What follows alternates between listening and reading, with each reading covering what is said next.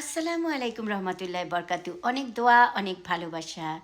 রমজান মাসের ভালোবাসা সবার জন্য। আল্লাহ যেন এই পবিত্র রমজানে আমাদের সবাইকে ক্ষমা করে দেন, আমিন। আজকে আবারও আসছি কিছু কথা শেয়ার করার জন্য, আলহামদুলিল্লাহ। কারণ ভালো কথা বলাটাও কিন্তু ইবাদত। কারণ কারো কথায় হয়তো বা কেউ পরিবর্তন হতে পারে, নিজেও কিন্তু পরিবর্তন হই।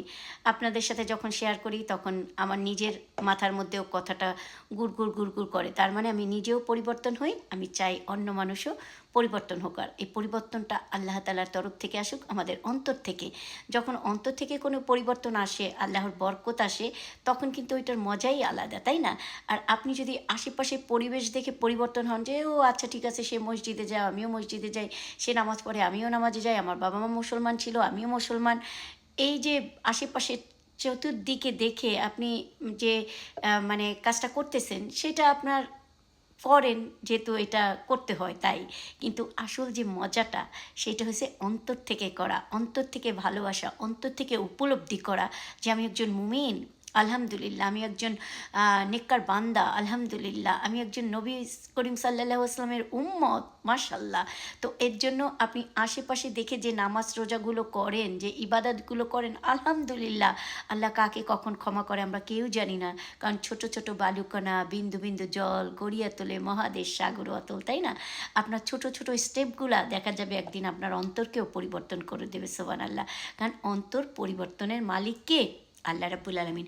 এর জন্য কখনোই কোনো ছোট কাজকে ছোট মনে করবেন না। কারণ একটা ছোট কাজের জন্যই আল্লাহ আপনাকে জান্নাতুল ফেরদৌস দান করতে পারে। ঠিক বলছি না? আল্লাহ যেন আমাদের অন্তরের সুখটা দিয়ে দেন। চলেন, আপনাদের সাথে আজকে আরেকটা কথা শেয়ার করার জন্য চলে আসছি। সেটা হলো স্বামীর দায়িত্ব, স্ত্রীর শান্তি। স্বামীর দায়িত্ব, স্ত্রীর শান্তি, এবং স্ত্রীর দায়িত্ব, স্বামীর শান্তি। তো একজন স্বামীর প্রথম দায়িত্ব হলো স্ত্রীর অন্তরে শান্তি এনে দেওয়া।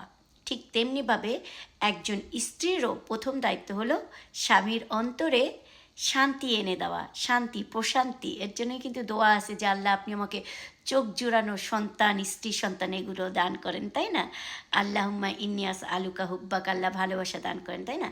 তো একজন স্বামীর প্রথম দায়িত্ব হলো যে তার স্ত্রীর মনে শান্তি এনে দেওয়া, বিশ্বাস স্থাপন করা যে সে আর কারো নয়, সে বাইরে পরকীয়া করতে যাবে না বা বাজে কাজ করবে না। এটা তাকে নিশ্চিত করা যে আমি শুধু তোমারই, তাই না? আর স্ত্রীর শুধু ভরণ পোষণ নয় যে আচ্ছা বিয়ে করে নিয়ে আসছি তাকে শুধু ভরণ পোষণ দিব, তা না। ভালোবাসা দেওয়া কিন্তু ফরজ। ভালোবাসা দিতে হবে। আর এটা কেন দিবেন? আল্লাহর জন্য।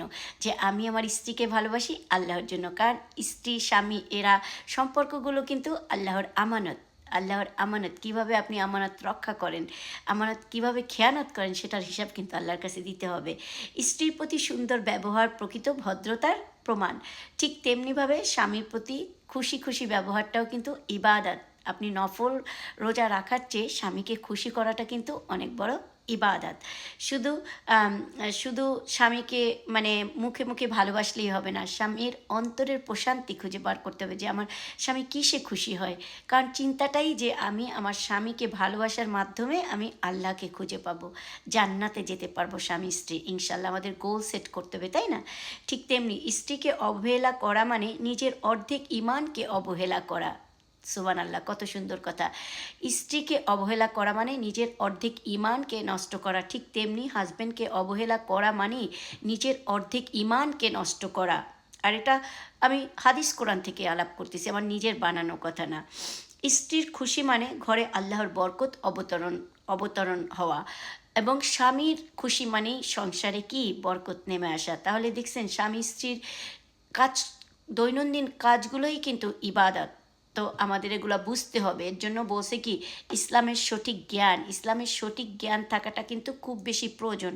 যখন আপনার কাছে ইসলামের সঠিক জ্ঞানটা থাকবে, দৈনন্দিন জীবনে আপনি ইসলামের সঠিক জ্ঞান নিয়ে চলবেন, তখন আপনি কিন্তু হোঁচট খাবেন না, পরকীয়া করতে যাবেন না, সংসার নষ্ট করবেন না, সংসার জোড়া দিবেন, নিয়ামতের শুকরিয়া আদায় করবেন, সম্পর্ককে নিয়ামত মনে করবেন। কারণ আপনার হাজবেন্ড বা আপনার স্ত্রী হলো আল্লাহর দেয়া আমানত আপনার কাছে। কতদিন আসে তা আপনি জানেন না। আপনার স্ত্রী কখন মারা যাবে, আপনার স্বামী কখন মারা যাবে, কে কার জীবনে কতক্ষণ থাকবে এটা সম্পূর্ণ আল্লাহ নির্ধারণ করে রেখেছেন, তাই না? এর জন্য আল্লাহ যখন কোনো সম্পর্ককে দেয় তখন সম্পর্কগুলোর নেয়ামত মনে করতে হয় যে আল্লাহ আমাকে এই দায়িত্বটা দিয়েছেন, আলহামদুলিল্লাহ আমি এই দায়িত্বটা সঠিকভাবে পালন করব আল্লাহর খুশির জন্য। তো আল্লাহ যেন আমাদের সবার সম্পর্ককে বরকতময় করে দেন। দোয়া আর ভালোবাসা। আসসালামু আলাইকুম।